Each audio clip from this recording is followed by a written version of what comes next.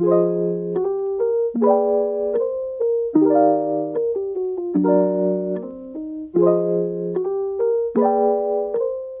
guys, I'm Ina. I'm here because I want to share you about my fitness journey that I'm doing for the nth time because life happens. But you know, even though if life happens, you need to still put your fitness on track. So yeah, today is my day one again in a new gym, in a Bacal gym. Affordable yet still good equipment, and I hope the community here is good. I'm gonna go with my partner. We'll go to the gym and I'll show you the gym in a while. So let's go. Dito nagpe-prep ako, yan, yung shoes ko gamitin, and that's Honey, our doggy. Yun, syempre, timbang-timbang muna. Ay nako, disappointed kami. Okay, stretching. Oh, may chika pa kami, may chika pa. And yan, yung mga equipment, yan yung mga basic bike, yung mga dumbbell, and yes, ganda. Yun, yung mga machines, mga typical machines na nakikita nyo. We did push day nung time na to. So yan. Yan.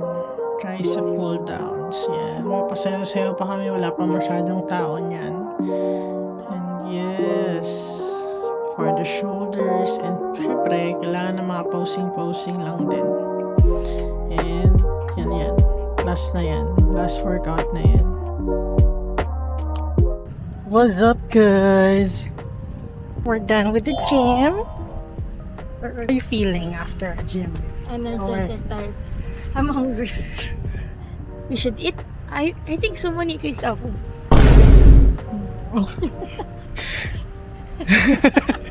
Yan na naman tayo. Siyempre, kailangan na nating lagyan na ng 1 month yan para maging ano tayo. Lagi tayong nag-gym.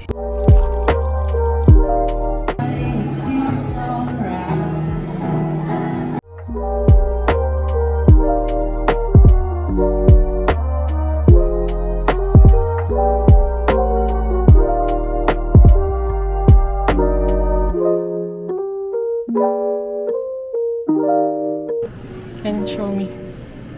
So long. Si Girl Gastos. Thank you. Si Rog dito at sa trabaho ko kahit isang buwan lang ako. Workout. Paalis na ako.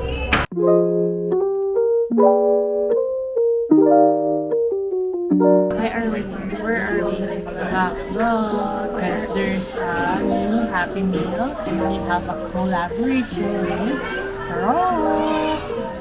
Happy Eve na lang po siya. Favorite niya. For this one, we're gonna open it.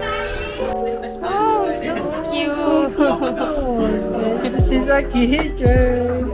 And there's stickers. Saan ito nilalagay ng stickers? I don't know. Dami ko ng artito. Happy Eve na naman siya. Nakabili na ng laptop talaga naman. Makeup si ate.